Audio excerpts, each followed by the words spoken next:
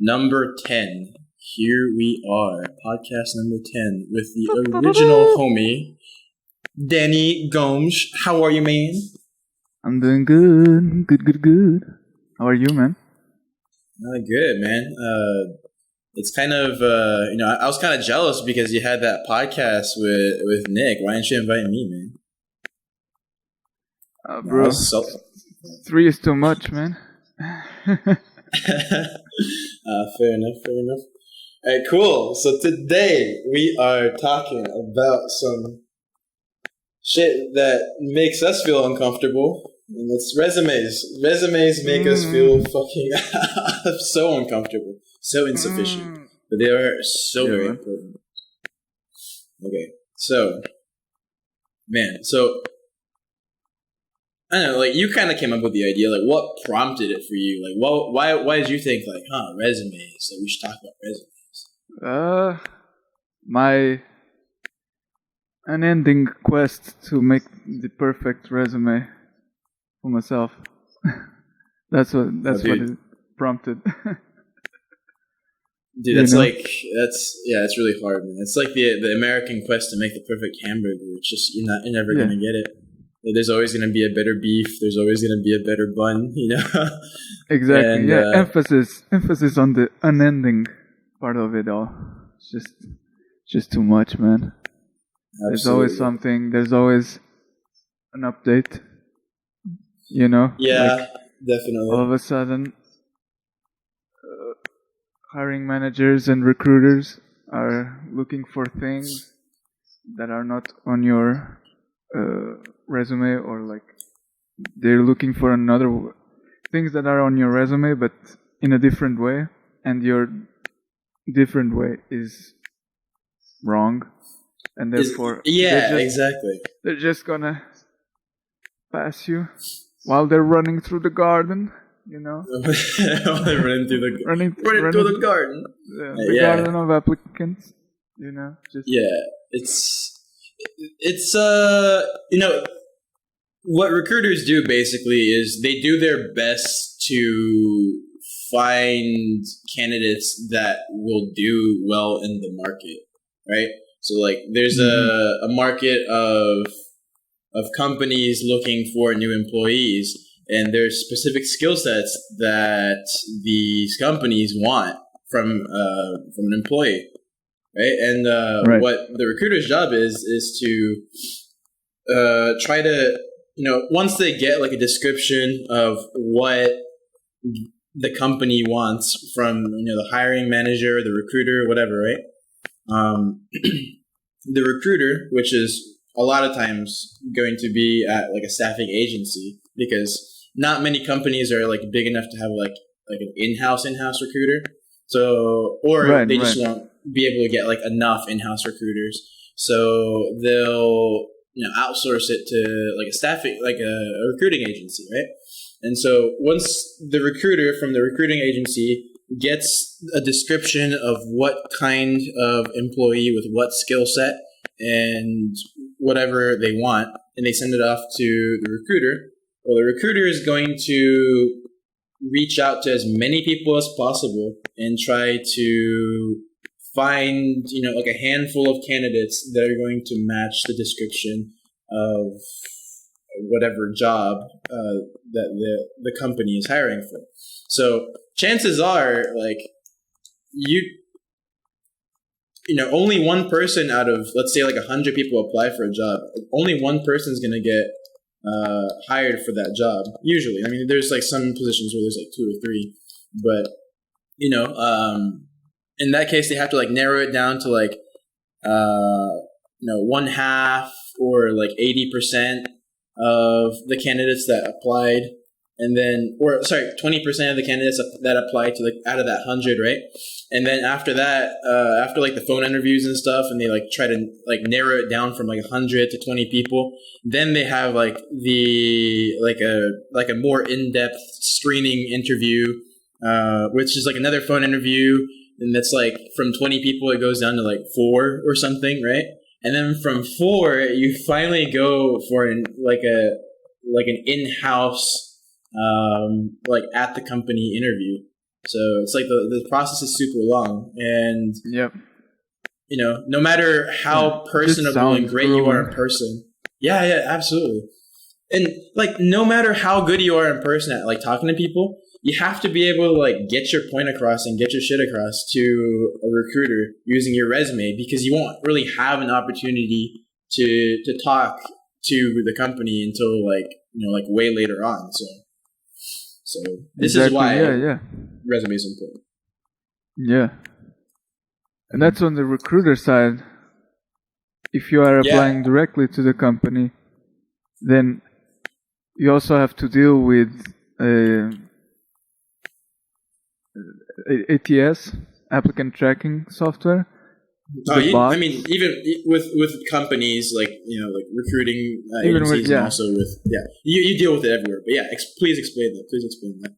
Yeah. So basically, your resume is gonna be filtered by a machine for the particular keywords and skills that they are looking for. They want to see in someone's resume, basically, for that particular job. Before the resume ever gets to the hands of an actual human being, whether that's the hiring manager, the recruiter, something, whatever, the HR.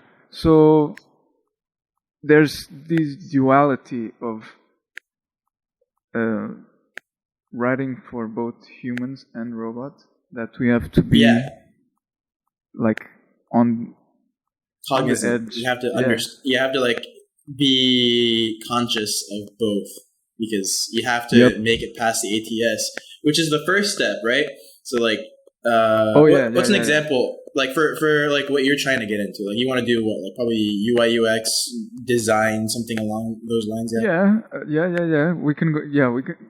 Let's go with that. UI UX. So when you send your application, the ATS is gonna parse through your resume to see. One thing real quick. We should explain what UI UX is, just like briefly real quick. Like user interface and user experience, which is basically just whenever a customer for a company interacts with people's online content, usually online content, like their website, or if they have like a sales funnel or something, it's making sure that or an application, making sure that process goes as smoothly as possible for the consumer that's coming to your company's website. And so you, as a user interface,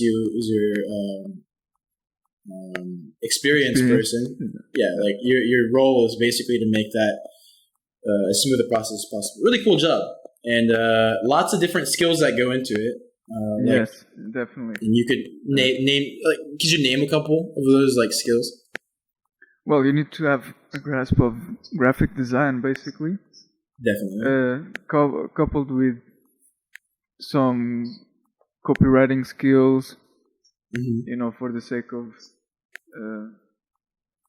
writing things, like text, the copy for buttons or something. Usually, write pretty well. Yeah, usually short, persuasive copy kind of thing, not long written form things. And you also you need this ability of like looking through the user's eyes. I think I don't know how to put it into like one word, like one specific word, but it's like how is this gonna help the user dealing with this product, with this application, with this website? How can I make the process smoother? How can I keep him longer? All these things, it's like towards conversion of sales, of if it's a sales funnel, then so like in the case of if you're trying to sell, let's say PlayStations, right? Like the new PlayStation's coming out, right? So if you're trying to sell a PlayStation and then you have a sales funnel for your company, let's say you work at like GameStop or something, and then like you work not like corporate GameStop, right? GameStop. And then you are trying to make a sales funnel so that people can buy that new PS5, right? That's coming out. And then you're making like a funnel so that people that find the website will buy the PS5 from GameStop. And that's your job. And if you were, in that context, as a UI UX person, that would be your job. And okay, so you mentioned a bunch of different skills. You mentioned copywriting, you mentioned graphic design, and then you also mentioned a third one, which I thought was really interesting. Because you said it was being able to look at the user interface from a third-person perspective, like from the perspective of like a customer, right? Mm-hmm. Yeah, it's a bit like marketing / Q&A, like a QA, right? Yeah, like quality assurance tester kind of thing, where you just have to step in the shoes of the people that are going to use your product or service. So you are going to have to do surveys and research. You will need statistics to back up your decisions, basically, when you go up with like the product manager, or someone in a higher position than you, say, like your boss or and the next here's the hard part, like with that, right? Like, because that's such a, like, as you can see, like, we can't name this skill. It's like you have to use like 20, 30, 50 words to describe this skill that we're talking about, like looking from like a third person perspective. Graphic design, like, there's a lot that goes into it, but you can just say graphic design skills, and then you can kind of assume like, oh, okay, he knows how to use Adobe, he knows how to use this, that, and the other thing. He knows how to download fonts, he knows how to find stock images, things like that. And web design is also important to know, to be aware definitely depend. I mean, in that,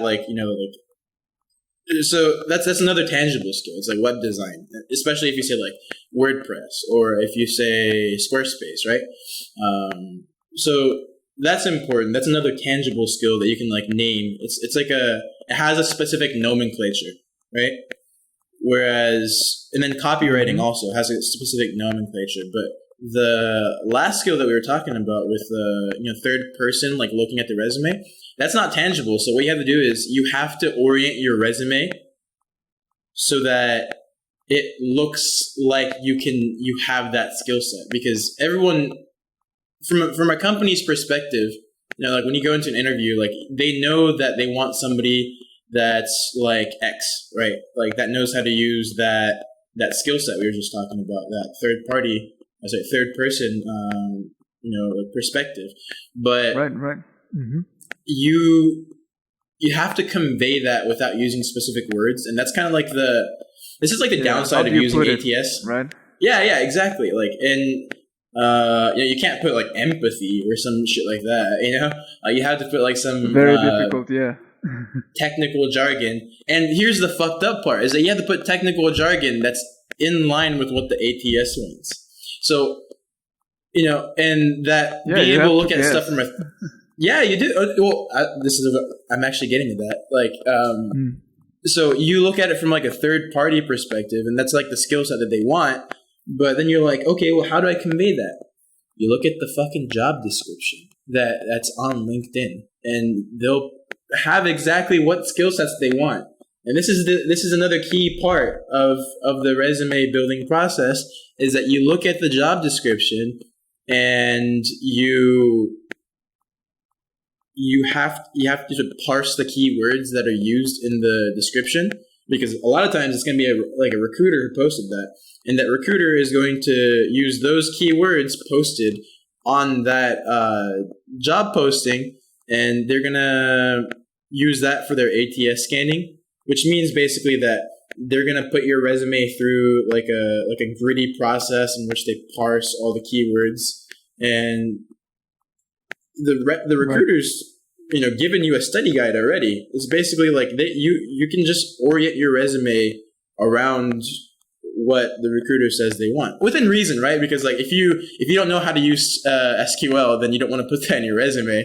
But you don't want to lie, fellas. Yeah, don't you don't lie want to on lie. Your resumes. At least not too much. You can exaggerate a little bit, but don't lie. Don't like flat out like I speak German. It's like, oh, okay, well, but I don't. Like like if you took like a study trip to Germany and you can get along with a couple phrases, you can make a couple sentences. Yeah, you can say you speak German. I mean, if they ask you, you can also be like, oh, I speak it like intermediately, not like super fluent. That's honest. That's honest in my opinion. Yeah, the way you phrase it can be just as important as the act of phrasing it, putting it down on the paper. So, like, yeah, definitely. If you say, you know German, but you don't really, you only know a couple of, words or sentences or whatever, a few expressions, then the employee, the employer, I mean, it's gonna look at you and be like, dude, you lied, man. You're telling me you know German, but you don't. What else is it that you say you know? But exactly. Like what else did you fucking lie about? Yeah, but if you say you have a basic knowledge of German, basic, you're not lying. You do have a basic knowledge, and you can get around with. Although, let me ask you this: is it better to say that during, like, on your resume, or during an interview? Depends of the job requirement, I guess. Like if it does. German is a must or a plus, I would say go if it's on the job description, go ahead and put it on the resume. Yeah, I think so as well. I think if it's something that's like absolute, and like like there's a hierarchy of skills that are necessary for a specific job too. Like, for like a marketing coordinator, for example, which is kind of like what I'm going for. A lot of times it's useful to have HTML and CSS skills, which is it's useful to have, but a lot of jobs don't require it. It's just like you just have to have like a small working knowledge of HTML and CSS. You don't have to be like a wizard that can make websites and shit. But just straight out for of that code. Yeah, exactly. Like for that, like you can. Like you don't absolutely have to have that on your resume if it says preferred qualifications, because a lot of times recruiters will do that. They'll be like, these are requirements and these are preferred qualifications, and then like for the requirements, if you don't meet those, then or like if your resume doesn't show those, then you should either put it on your resume. Or if it's just something that's like so out of left field for you and like you just don't have that skill set and you just know you don't have that skill set, don't even apply to it. Like just go to, there's plenty of jobs. Like just go to like the next job, like it's okay to like not send your resume in, you know what I mean? Right. Yeah. You're actually touching on a really good point. So that's basically just tip number one. Like tip number one is that, look at the job description for the specific job that you're applying for and customize your resume around it. Or like, you don't even have to look at one specific job. You can look at like, let's say you're looking for that UI UX role, and then that graphic design and copywriting and like these 4 or 5 skill sets are going to be on like any position that's like at the same level, like the same position at different companies, right? Like UX. UI UX designer, very very common role, and you're gonna find that specific wording for like specific job that like that UI UX role. You're gonna find a lot of job postings for that, and a lot of them are gonna have the same exact skill set. And so like it's nice that you can make a resume that is oriented towards the same type of role or the same title of role. And that's okay. You don't have to customize your resume for like every single every single job posting that's out there, But what I will say is that you should not. That's tip number one: is that you got to look at that specific job posting and get like those keywords. Step two, or sorry, like tip number two is that you should make your resume more than one page. I know this sounds super fucking counterintuitive because I know everyone, like your dad will tell you, like, you got to make your resume fit on one page. At one time that was true, because your resume was kind of like an extended business card before. It was just kind of like it's like your business card that has like your skill sets. And so like you want it to be as succinct and as pretty as possible. Let me tell you something. Like, it's at least in the Bay Area, right? Especially here. It's like this, like almost anywhere in the U.S. at least. Recruiters don't give a shit about how pretty your resume is. They just don't fucking care. Okay. So the thing is, like, it doesn't have to be on one page. What you should do is, you want it to be like a fucking Goliath CV, but for your resume, it's good if you have like 2 pages. It's good. You know why? Because when the recruiter puts your resume through the ATS and scans for all those keywords, if you have 2 pages, you can put a lot more of those keywords on your resume, right? And so the thing is, there's a bigger chance that you're gonna get through that ATS stage without much harm, and you're actually gonna get to the next step because you have so much more space than other people that are making their resumes 1 page. And you have a competitive advantage in that way, right? So that's really important, is that you list a lot of information on that resume. Now, it seems counterintuitive because everyone's going to say that you got to fit your resume on 1 page. It's just not true. Not anymore. It used to be like that. It's just not like that anymore. Mm-hmm. You also don't want to cram in like a ton of information into 1 page, Remember, yes, this is definitely. This is for robots, and so you want to get all those keywords in your resume and as many as you can. But remember that this also will, preferably, is also going to pass through a human being, a person that does not want to look at things that are. Yeah, it's like they're all crammed together, clutter. Yeah, exactly. They don't want to look at clutter. Nobody wants to look at clutter. That's a life truth. That's not even like in the recruiter truth. Just like think about the recruiter as a person. Yeah, if it's not clean, like that's the key word right there. Clean. And doesn't. Yeah, it's you don't have to go crazy on fonts or like tables and infographics, kind of stuff. Also, because that stuff is bad for ATS, because the bots won't read most. They don't read images, Yeah, they say a picture is worth 1,000 words, but not to a robot. Not to a robot. Nope. Even tables and things like that are discouraged. But like, here's an example that a lot of people use, like the out of like 1 to 5, how good are you at this skill, right? Gotcha. Like, yeah. What happens a lot of times is like people put like their skill and then they'll put like a 5-star, somewhere between a 1 to a 5-star on how good you are at the skill.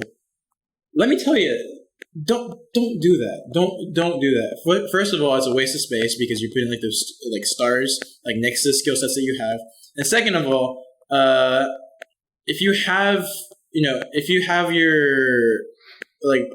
your skill up there as a 5-star, great. That's fine, right? But then how about for the skills that you have like a 3-star or like a 2-star?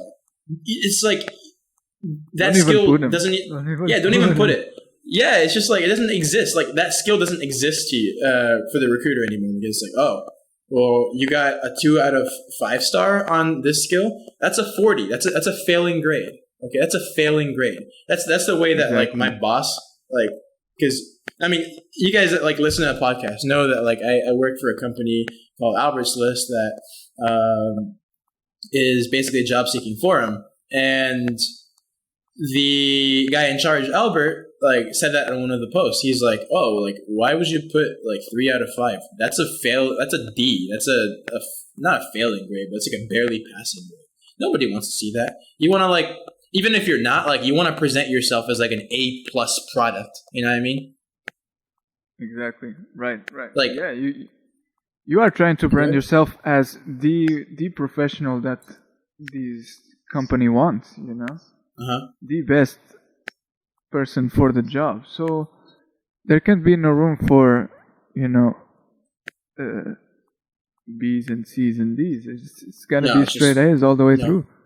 Yeah, exactly. No one's gonna take a B student in this context. You always want to look like an A student, which is kind of sad, right? Because it's like, oh, but how about the D students that are like super smart and they just failed school because they were bored? You know, like there's things like that where people just don't know how to write resumes. They deserve the job, right? Like you deserve to have the job, but because your resume is shit, like recruiters won't look at it, and that's just the sad truth, right?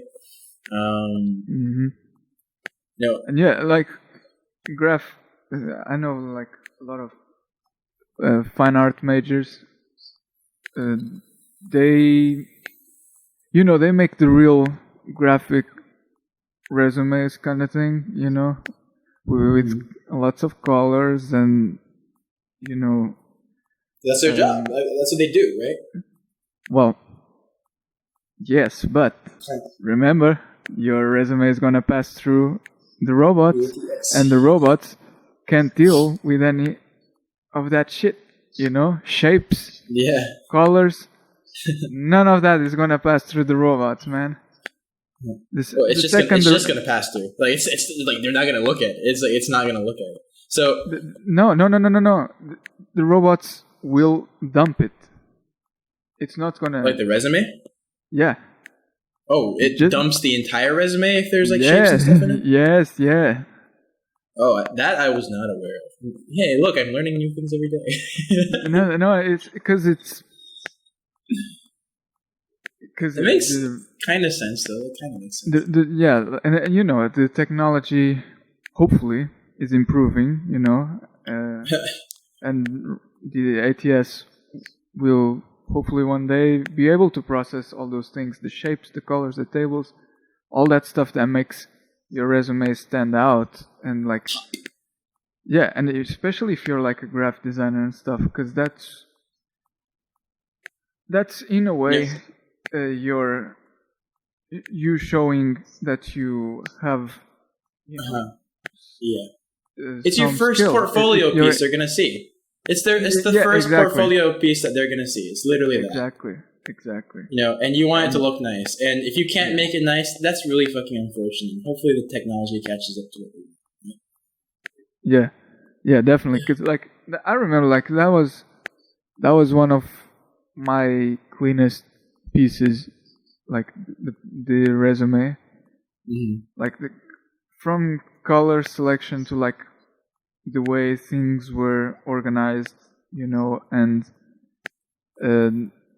the font choice, the typeface, and all that stuff. Like it felt right, The style was right. Everything was coherent. But you put it through like JobScan, which is like a tool for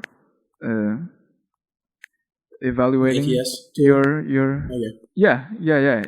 It will run your resume like an ATS basically.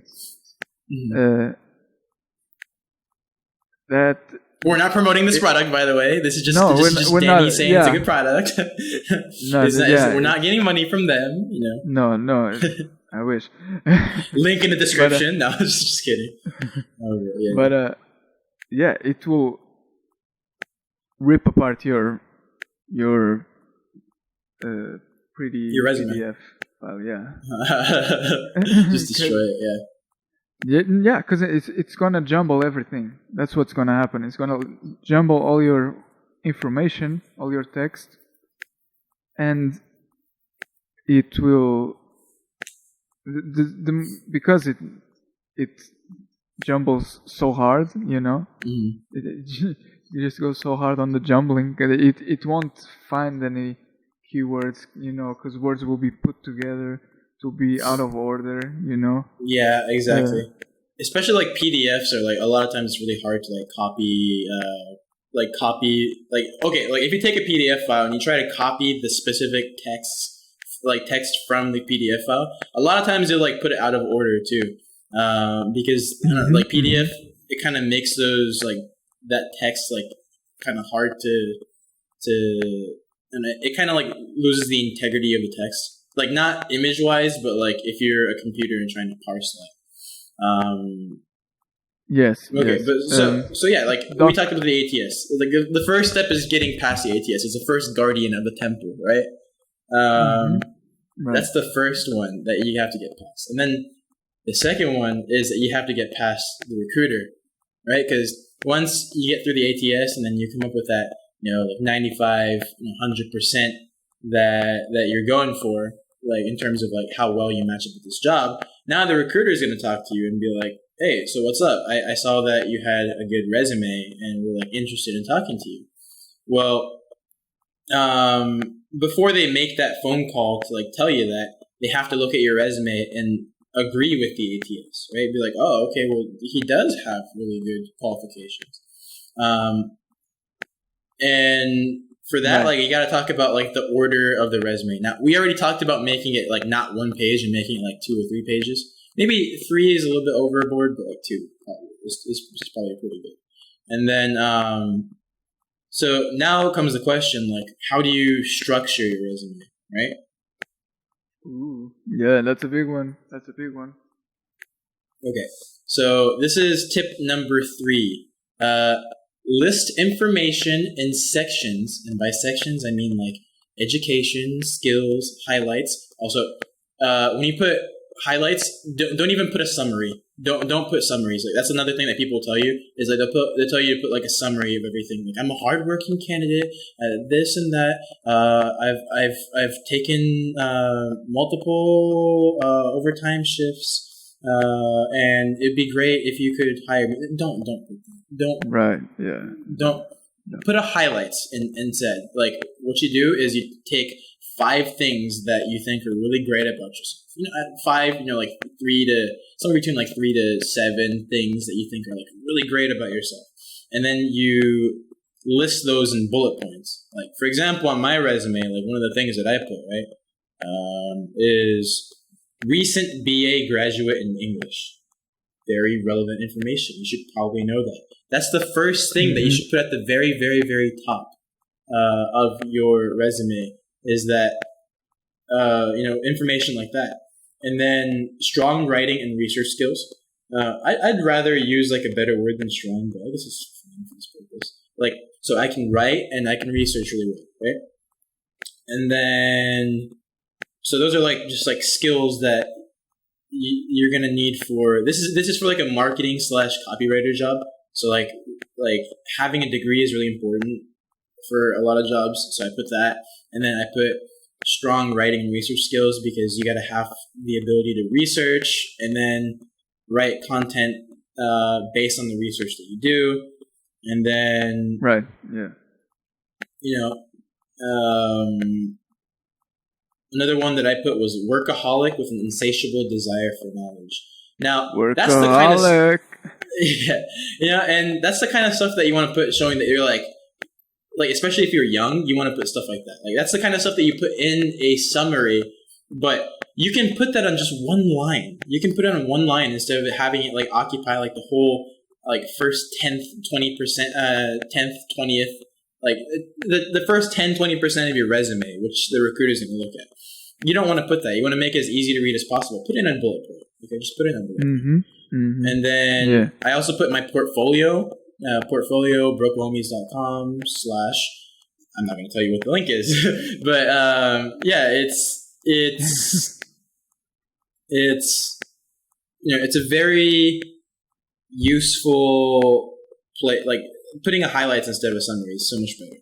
And then right next to that, on the same line, I have my skills. Okay, that's the second most important thing. Is that like what can I do? It's like the first one is like a brief description of what I am. Right, like the highlights should convey 80% of what you are to the recruiter, and then like the skills is kind of more nitty gritty. It's like what am I capable of doing? And then I put writing, social media, research / synthesis, in-mail marketing, which it's in-mail is from LinkedIn. It's like something that you do for like outreach. Sales, HTML / CSS. So HTML / CSS. Translation, because I did some translation. So does Daniel. And then Adobe Illustrator, Photoshop, and then I put customer service. Now the customer service is kind of, it's just like a nice little thing to have. But the rest of the stuff there is pretty relevant to marketing, right? And I guess customer services too, to an extent. Depends on what kind of marketing you do.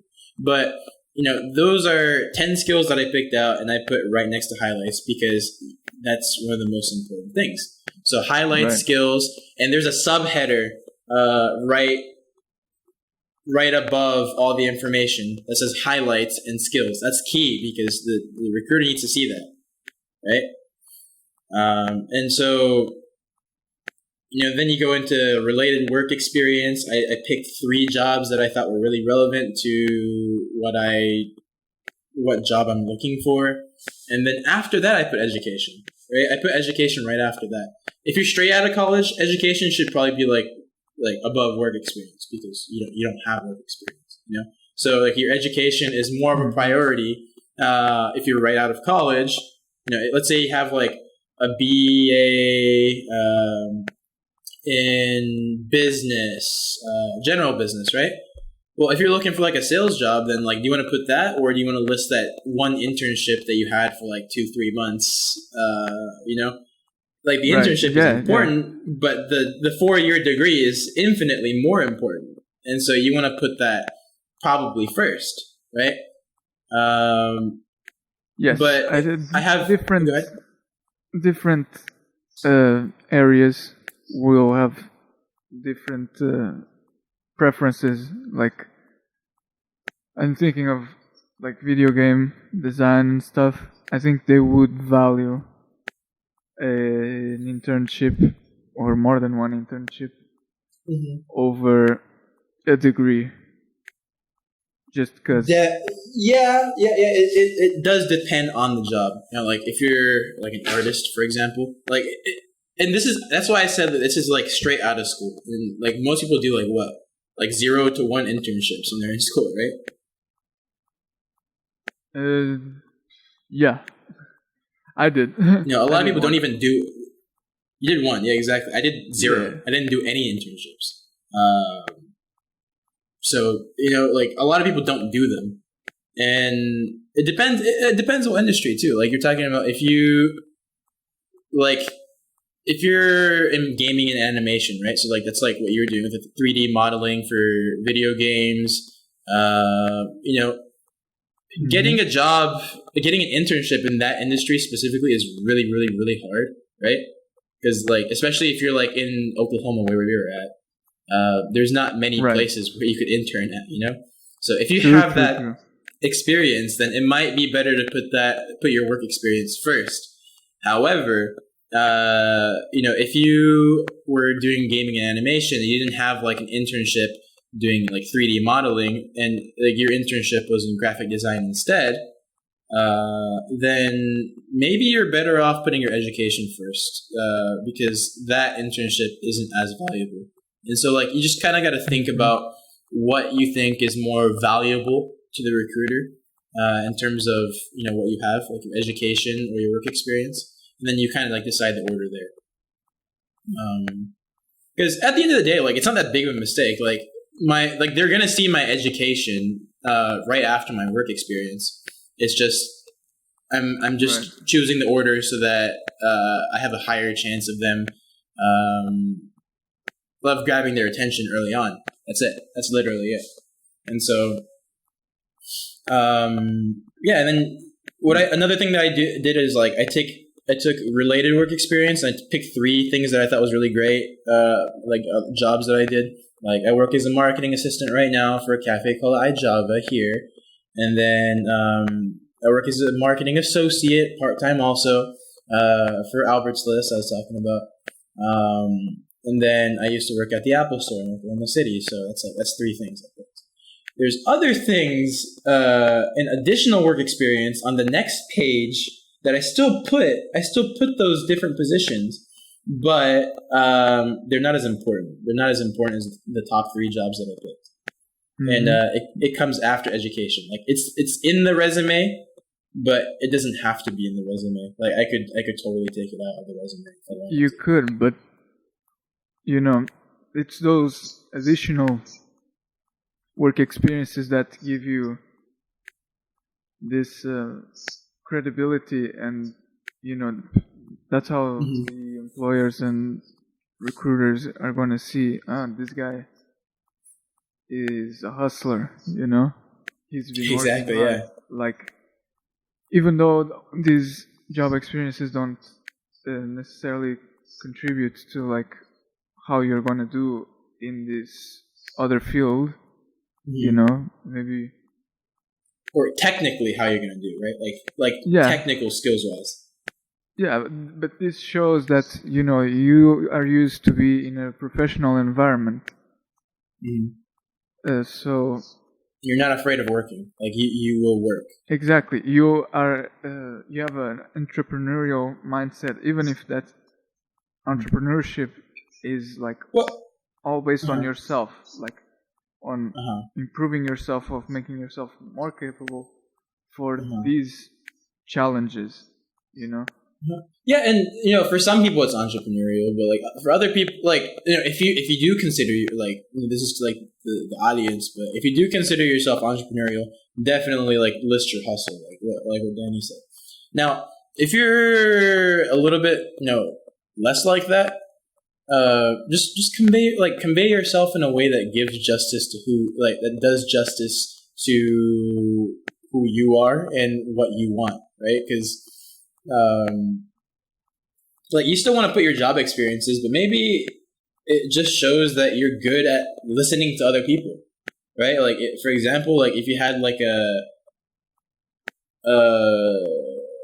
I don't know, like an internship where you just grab coffee all the time. It was like a customer service rep or something.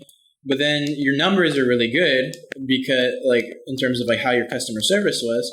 Well, then maybe it wasn't like entrepreneurial, like maybe like that wasn't what you're going for, but you're just going for being a good stable employee with good customer service skills. Then you want to convey that, right?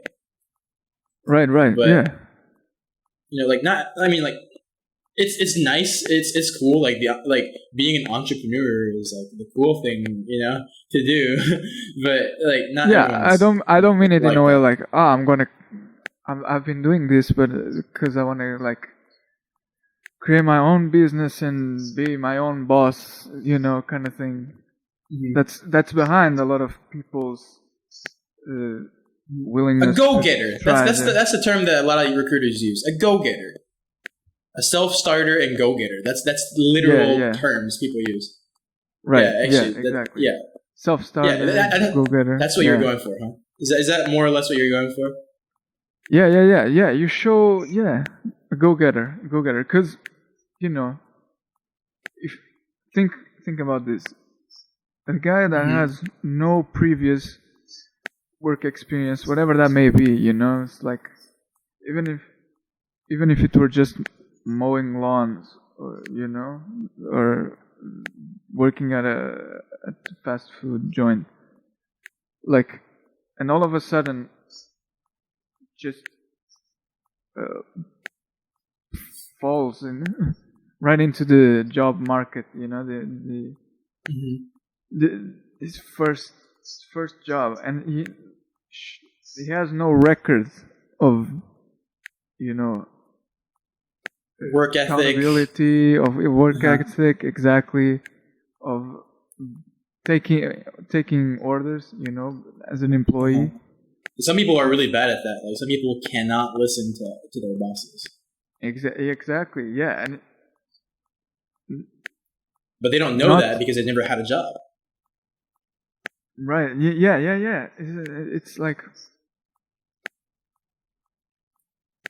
don't. It conveys you're a good employee and you're willing to work and you're hireable. That's I think that's another key is hireability. Like you've been hired in the past, therefore you will get hired again. And you're good material for being hired. Yeah, and you're responsible, and you're responsible for yourself. Because like people who don't work, you know, how do they pay the bills? How do they like do get, you know, go through life? You know, right? Like, and you want someone that's self-sufficient that is working for you. Yeah, exactly. And you start, hopefully, you start seeking that self-sufficiency, that autonomy, you know, from a young age, you know. And if you haven't, now is the time to start. Like, if you don't have a job, like, yeah. Now's the time. Yeah, like you want to be doing something like at any given time. Like right now, if you're looking for a job, go work at like a Chick-fil-A or like a Chipotle or something. Go do that. It's fine. Like you're not gonna be doing that job forever.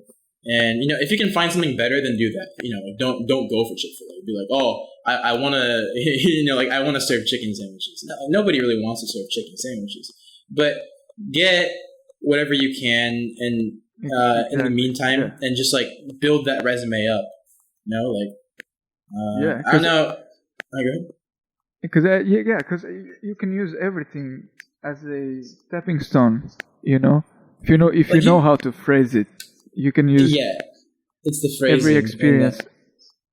Yeah, you can use every experience. Go ahead. Yeah. You and if you know how to phrase it, and if you didn't antagonize your boss, or like if you didn't leave the job on a negative sort of note, you can use that to build your reputation almost as like a reliable professional, like as as a human being in the job market, you know. Yeah, and you actually brought up a really good point. If you didn't antagonize your boss and you didn't leave on a bad note, if you did, don't even put that in your resume. A lot of times, depends on what the job is, but like there's one job that I just like walked out on and just never went back. It's actually kind of embarrassing a little bit because like I don't usually do that, but it was this like terrible job working at a Brahms, which is like a hamburger joint, right? And it's just the work environment was so toxic, and the customer, the job, the stuff that I was doing at that job was so terrible. And I've worked in food services before. It's just this is like especially really bad. And I don't know, and I guess I used that as justification to leave this job. And I just left without telling the manager anything. Felt kind of fucked up about it, but I never put that on my resume after that. So if you have an experience like that, don't even bother putting it on your resume. It makes it. I was there for about a month, and I just never went back. So it's just not worth having it on. Yeah, it's a detractor, is what it is. But you know, like I'm going for a marketing job, and I have my work experience as a barista on my resume. And the big thing that I got from that was it's a customer facing role where I was taught what makes coffee great. So that little subheader, like it shows that, you know, where I was taught what makes coffee great. That's actually not. I probably shouldn't have that in there. But customer facing role, that is a key word right there. Customer facing, right? Customer oriented. And the recruiter's going to see that too, maybe. You know, it's like way at the customer, bottom. client. Yeah, Yeah. words like that, where it's like you're accountable for what the customer gets out of the business. I even have like I used to work as like at a snack bar on the university campus for like 2 years. Remember that, Danny? Yeah, man. I Yeah, I remember used to work at a Brahms. snack. Yeah. You remember Brahms too, yeah. So because Danny was the roommate, right? And then for that, like I put like working at that place. I was a cashier, but I put customer service rep, right? Because Right. that's what I was. I was a representative for customers. I was a customer service rep, right? I changed it around a little bit. It's like I was working at a snack bar, but I did multiple jobs. I wasn't just cooking and then also doing like cashier stuff. I was doing a couple of other things here and there. And so you can kind of like flexibly change your name, your title in order for different needs. That's not that Right. big of a problem. As long as you don't put like full stack developer at you dining, or like something like that. Like as long as you don't do that, that's fine. Like but like we're kind of like I don't know if you wanted to add anything, but like we're gonna move on to like step number 4 because I gotta go to work in a little bit. No. I think it's pretty much explained. Yeah.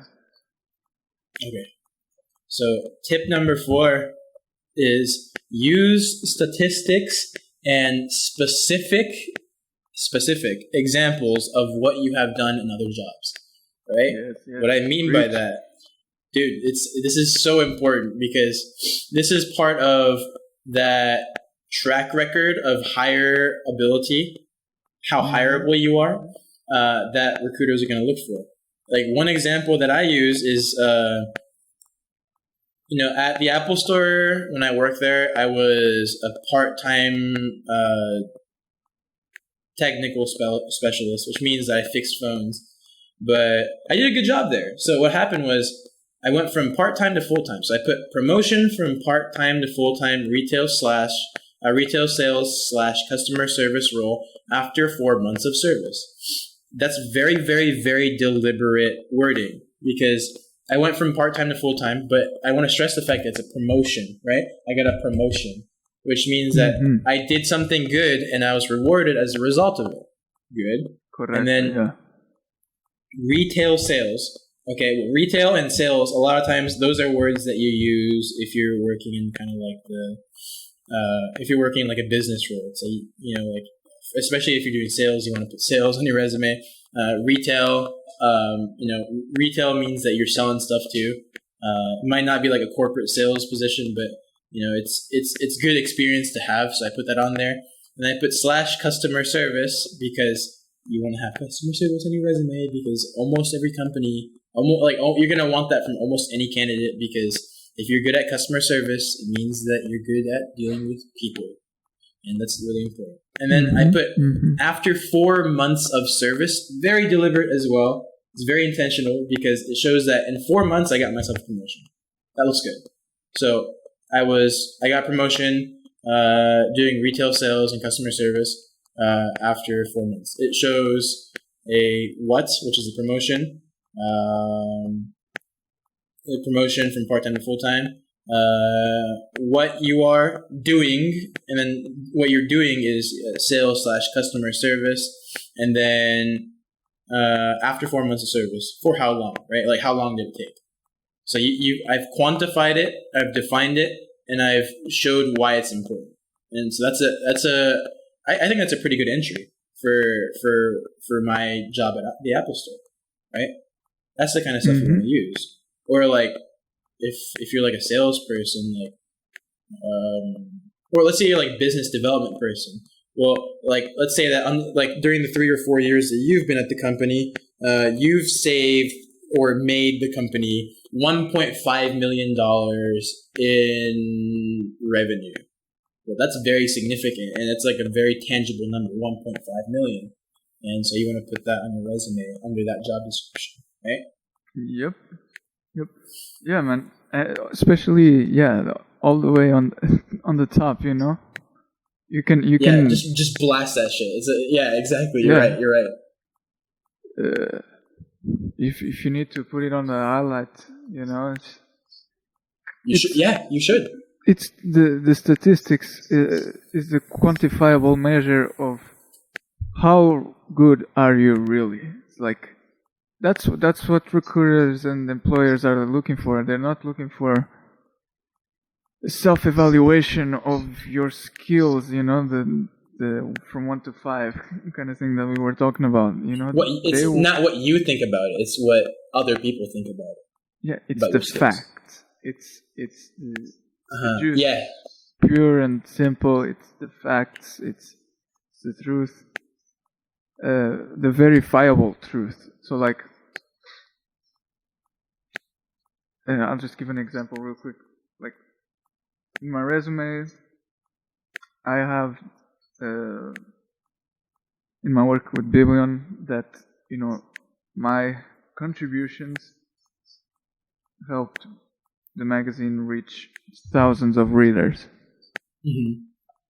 That is not saying that the magazine wouldn't have reached those thousands of readers without my contributions. It's just since I'm a part of it, you know, I might as well say, you know, like, you deserve some credit, so you took some credit. Like, yeah, exactly. Like, I'm a part of this, you know.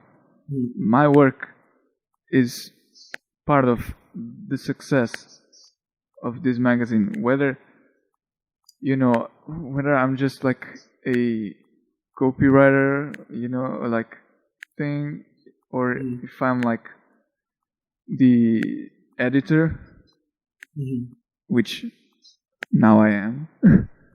But but you know, and yeah, don't be afraid of like taking credit. But I didn't really do it. I didn't. Yeah. I know what you mean. It's like, well, I didn't really. Just own it. Just fucking own it.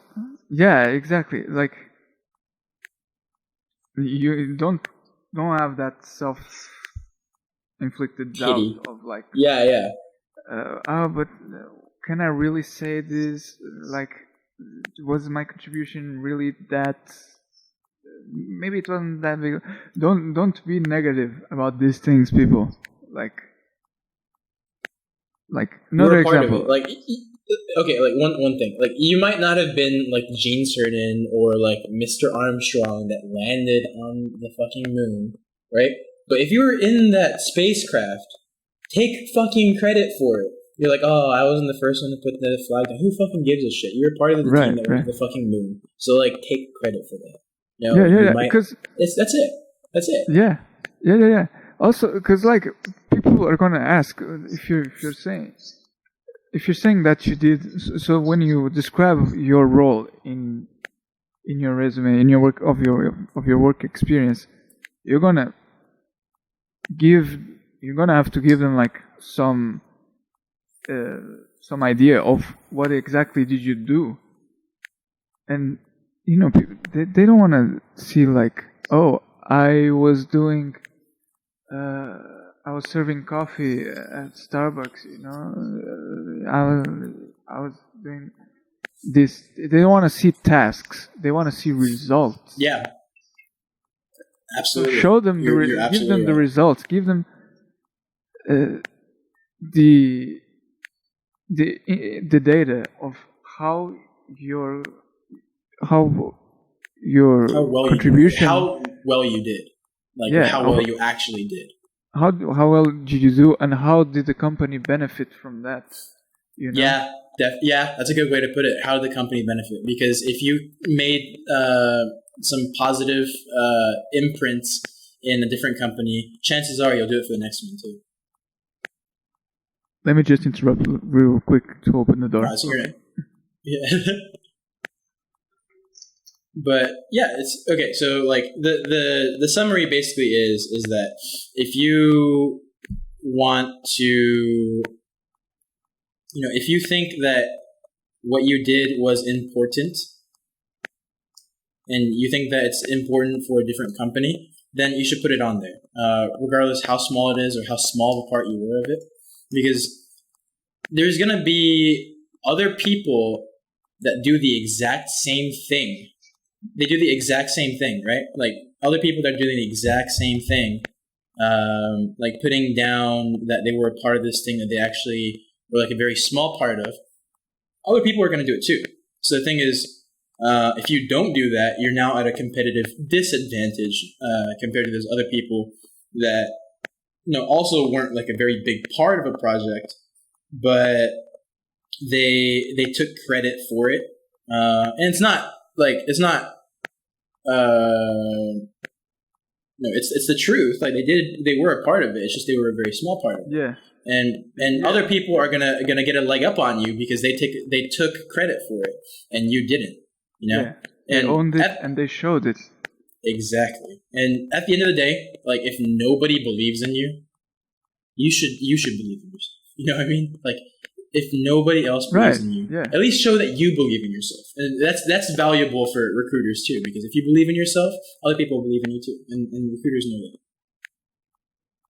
Yeah, exactly. Like you get, how do you say it? It's like you're never gonna win a fight that you don't believe you can win. If you don't believe you can kick the other person's ass, you're never gonna kick the person's ass. Mm-hmm. So you have to be your number one fan, basically. Like you have an idea of who you are, what your skills are, how hard you fought to get to where you are right now.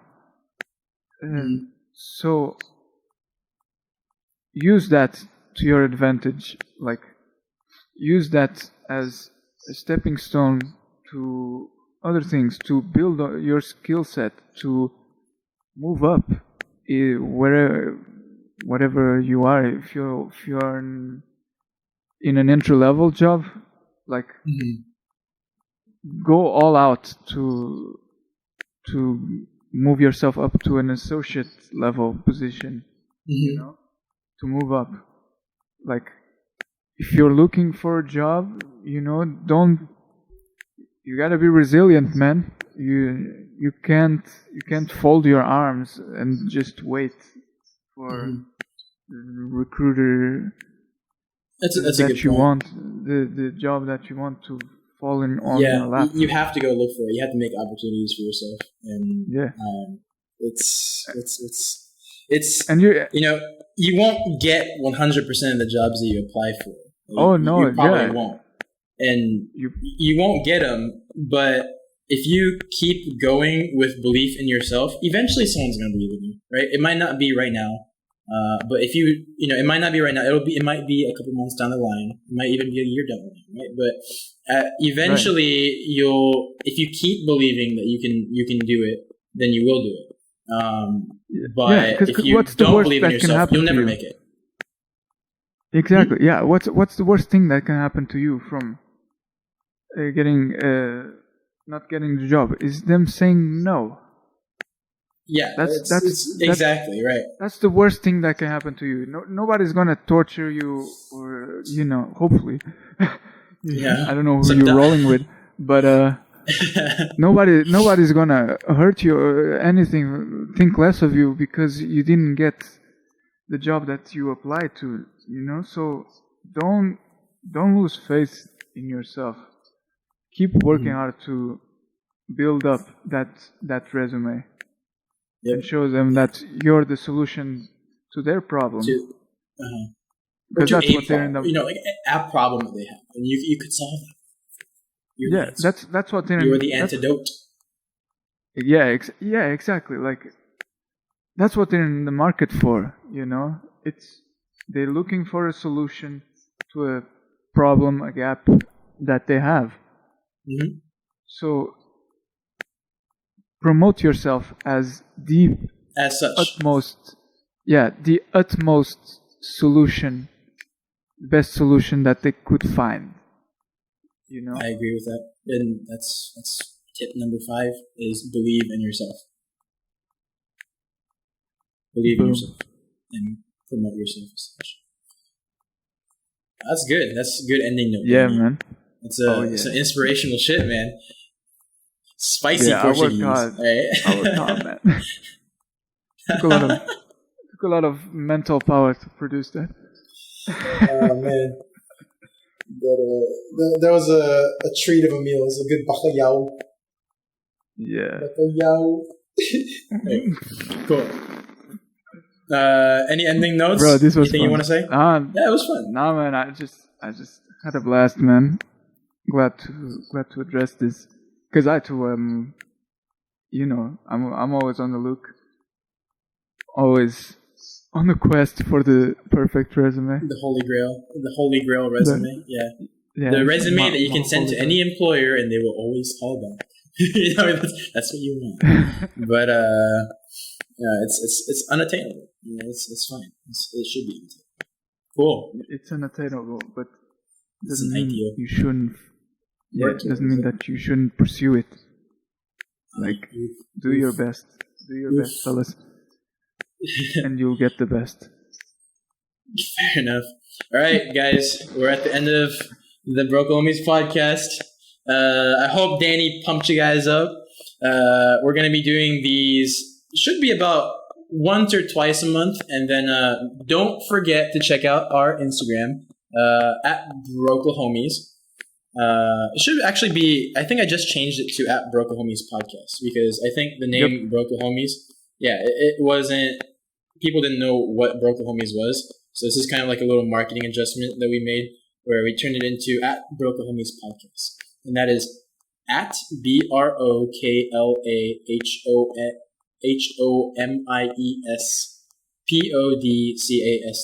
Broklahomies podcast. It'll be in the description as well, so please check us out. Danny? Yeah, man. Yeah. Correctissimo. Check us out. Instagram, Facebook, at Broklahomies podcast, man. Don't miss out on our lovable content. Absolutely. Mike. All right, cool. Until next time, my friends. Big Mike. Ciao.